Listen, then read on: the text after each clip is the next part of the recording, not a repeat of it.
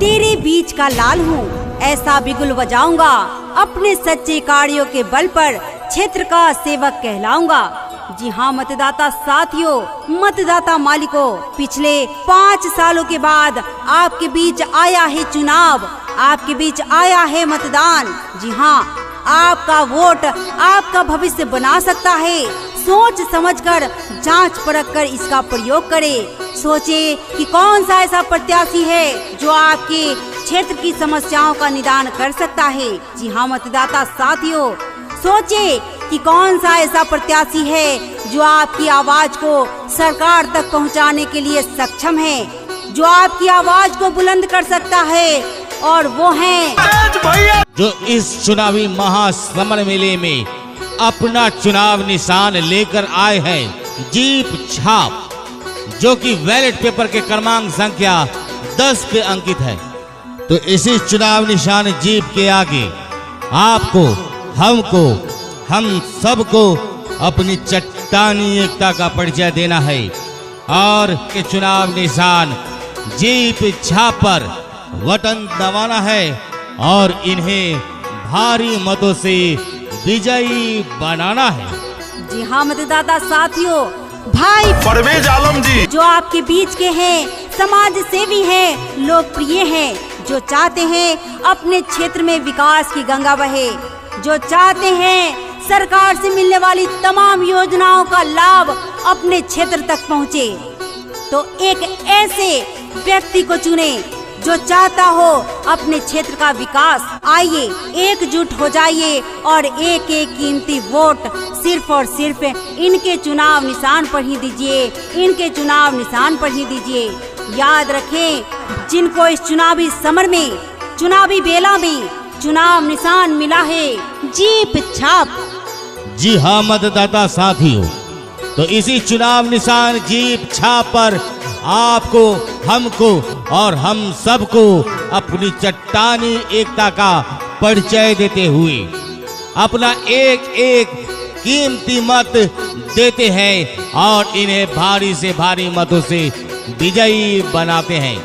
तो जी हाँ मतदाता साथियों, भाई परवेज आलम जी के चुनाव निशान जीप छाप। मेरे देश की धरती,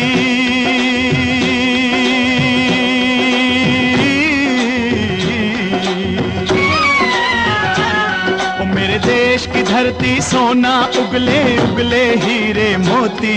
मेरे देश की धरती, मेरे देश की धरती, मेरे देश की धरती सोना उगले उगले हीरे मोती। मेरे देश की धरती, मेरे देश की धरती।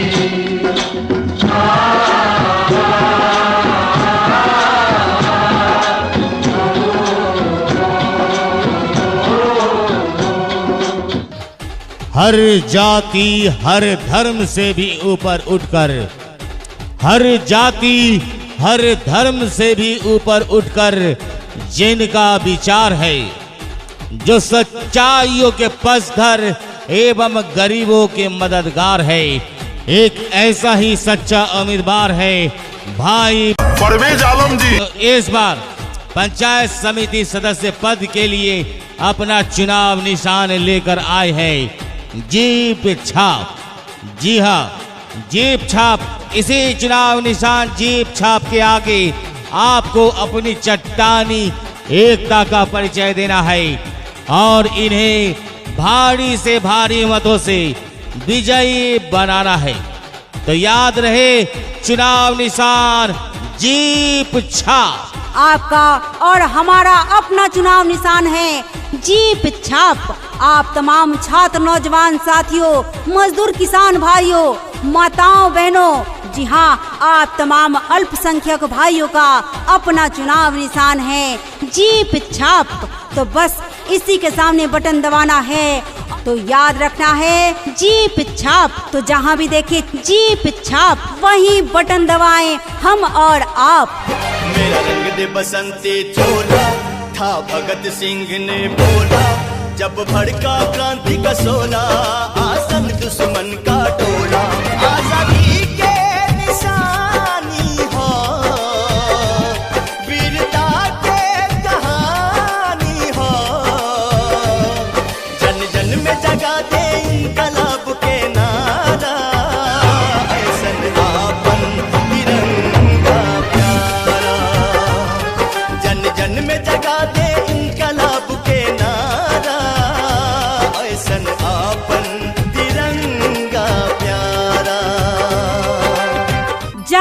जागा हो छात्र नौजवान, जागा जागा हो मजदूर किसान, जागा जागा हो कुश्ती के पहलवान।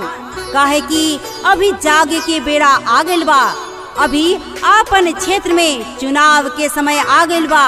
काहे कि ए भैया यही चुनाव में अपन क्षेत्र के भविष्य निर्धारित होई। तो याद रखे के बा एक ऐसन प्रत्याशी के चयन करे के बा जे अपन क्षेत्र में, जी हाँ, अपन क्षेत्र में विकास के गंगा बहैयन, अपन क्षेत्र के समस्या के दूर भगैयन, अपन क्षेत्र में सड़क नाली के निर्माण करैयन। जी हाँ मतदाता साथी, और बारन परवेज आलम जी, जो बुजुर्ग साथी के वृद्धा पेंशन के लाभ दिलवैहन, विधवा बहनन के विधवा पेंशन के लाभ दिलवैहन।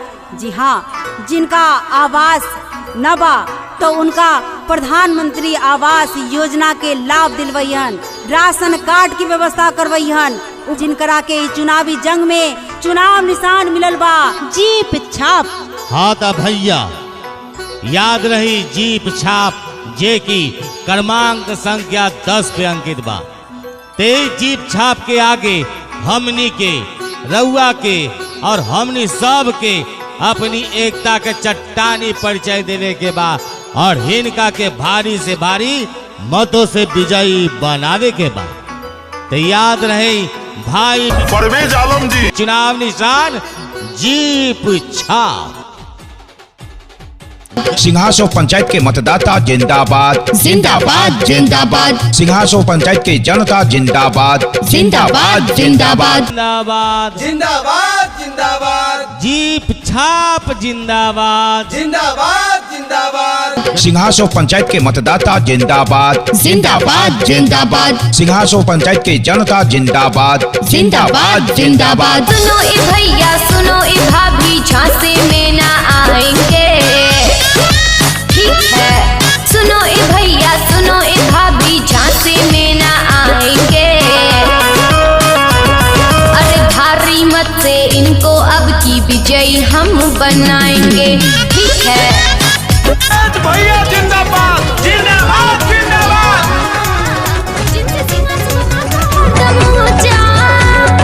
जिनके जैसा नहीं है कोई दूजा, दिल से दुआ उन्हें आशीर्वाद प्यार दो, सिंहासों में बहार हो बहार हो। जाति धर्म का भेद नहीं, मानवता धर्म हमारा है। जाति धर्म का भेद नहीं, मानवता धर्म हमारा है। झूठा वादा कोई नहीं, विकास हमारा नारा है।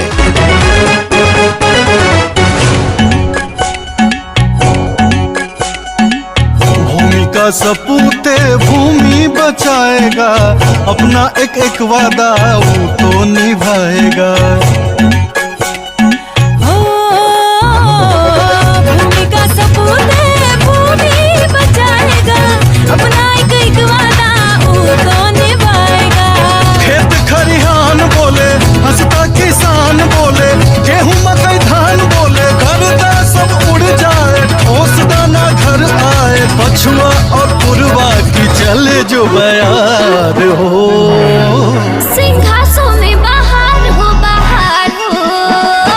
फिर से एक बार हो, सिंघासों में बहार हो। भ्रष्टाचार के खिलाफ जंग हमारी, अत्याचार के खिलाफ जंग हमारी, भूख से बेकारी से है जंग हमारी, काला बाजारी के साथ जंग हमारी। जागो रे जागो रे जागो रे जागो रे जागो, शुरू हो गई है आज जंग हमारी, आज जंग हमारी। जागो रे जागो रे जागो रे जागो रे जागो,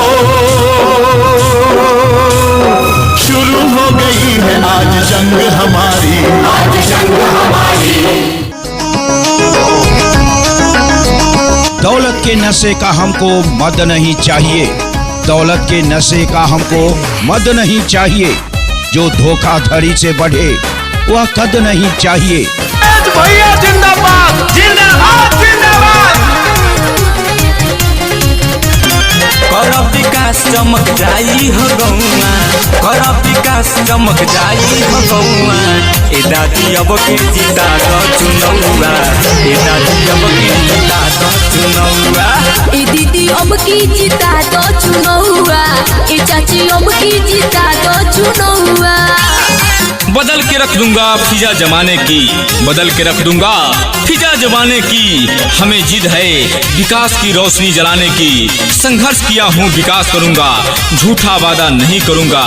कोनो आफत परी दौड़लाई, दुख सुखवा में साथी निभाई। हर किसनी कोनो आफत परी दौड़लाई, सुख दुखवा में साथी निभाई। हाथ चोरी करेले घर के बेटौआ, हाथ चोरी करेले घर के बेटौआ। ए चाची अब की जीता दी चुनौआ, ए चाची अब की जीता दी चुनौआ। ए भाभी अब की जीता दी चुनौआ, ए चाची अब की जीता दी चुनौआ। हर जीता। सिंघासो पंचायत के मतदाता जिंदाबाद जिंदाबाद जिंदाबाद, सिंघासो पंचायत के जनता जिंदाबाद जिंदाबाद जिंदाबाद। ऐ मेरी पंचायत के लोगों, जरा सोच के वोट गिराना। बुझ गईनी ए चाचा। जीप छाप जे ईवीएम मशीन के क्रमांक संख्या 10 पर बा, वही पर हमनी सब के बटन दबावे के बानू। बिल्कुल दबावे के बा। तो जहाँ देखी जीप छाप वही दबाई बटन आप, बटन आप, जीप छाप।